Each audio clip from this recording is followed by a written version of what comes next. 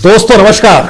दोस्तों, जिस वक्त पश्चिम बंगाल की जनता ममता बनर्जी की किस्मत का फैसला कर रही थी, ठीक उसी वक्त देश के प्रधानमंत्री ममता बनर्जी की किस्मत का फैसला सुना रहे थे।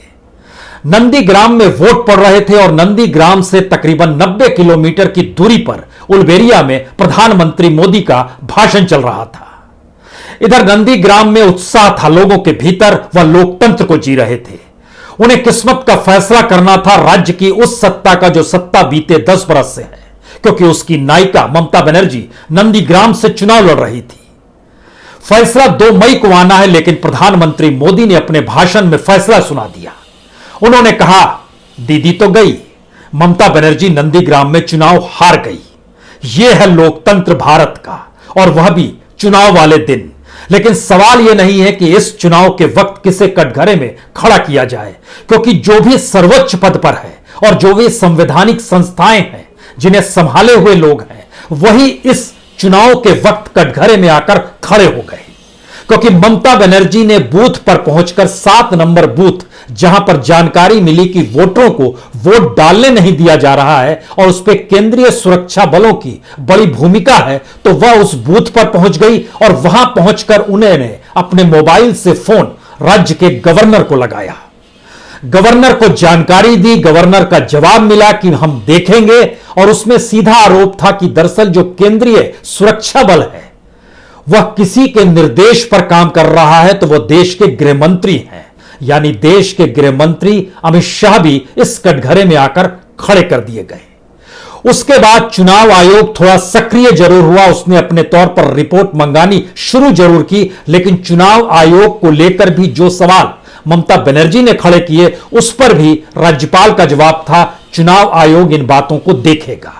और फिर आखिरी सवाल था, जिस दिन वोटिंग होती है उसी दिन उसी राज्य में प्रधानमंत्री मोदी का भाषण उसी वक्त क्यों होता है जिस वक्त वोटिंग हो रही होती है? तो ध्यान दीजिए, एक ऐसा चुनाव, हाई वोल्टेज चुनाव, जिसमें सब कुछ सबका स्टेक पर लगा है, और जब सब कुछ स्टेक पर लगा हो तो ऐसे में कानून व्यवस्था क्या वाकई मायने रखती है? यह पहला सवाल है। दूसरा सवाल, इस कानून व्यवस्था के मातहत जब चुनाव को करवाना है पूरा, तो क्या वाकई चुनाव पूरा करवाने में कानून व्यवस्था कर रहा होगा? यह दूसरा सवाल। तीसरा सवाल, राज्यपाल की भूमिका या राज्य के प्रशासन या पुलिस की भूमिका इलेक्शन के वक्त में नहीं होती है, चुनाव आयोग की ही भूमिका सबसे बड़ी हो जाती है।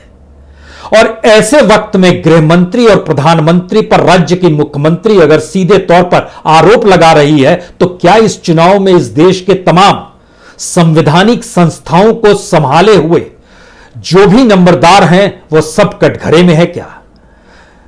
इन बातों को सवालों के साथ अपने जहन में रखिए, क्योंकि इस 30 सीटों पर जो चुनाव में आज वोटिंग हुई है उसमें 171 उम्मीदवार थे, तकरीबन 75 लाख से ज्यादा वोटर थे, तकरीबन 75 लाख 94,000 वोटरों की तादाद थी, और वोटिंग जबरदस्त हुई है।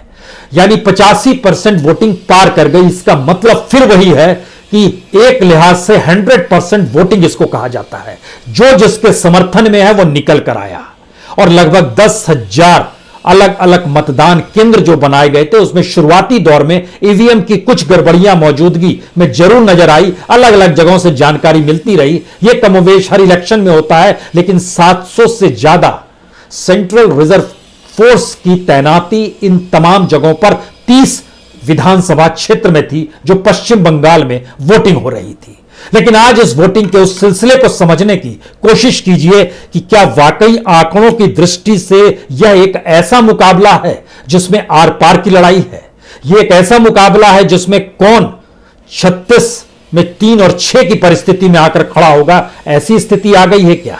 क्योंकि आंकड़ों की दृष्टि से पुराने या अतीत के आंकड़ों को अगर आप कॉन्स्टिट्यूएंसी वाइज देखेंगे तो फिर आपको लगेगा कि बीजेपी का शोर ज्यादा है, हंगामा ज्यादा है, और उस शोर के मातहत जो हंगामा क्रिएट किया गया है उसमें क्या वाकई वहां के स्थानीय वोटरों की भागीदारी भी है, या वाकई ये कुछ लोग बाहर से बुलाए गए जैसे आरोप लगाए जा रहे हैं?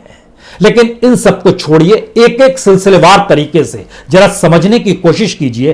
पूर्वी मिदनापुर की 9 सीट, पश्चिमी मिदनापुर की 9 सीट, बांकुरा की 8 सीट, साउथ 24 परगना की 4 सीट, यानी कुल मिलाकर 30 सीटों पर वोटिंग हुई है। 2016 के विधानसभा के चुनाव में चले जाइएगा तो जाहिर है अपर हैंड टीएमसी का था। 21 सीटों पर उसने जीत हासिल की थी। उस 21 सीट के अलावे 5 सीट लेफ्ट के पास आई थी, 3 सीट कांग्रेस के पास आई थी, 1 सीट बीजेपी के पास आई थी। 2016 में बीजेपी सामने टक्कर देने के लिए नहीं खड़ी थी।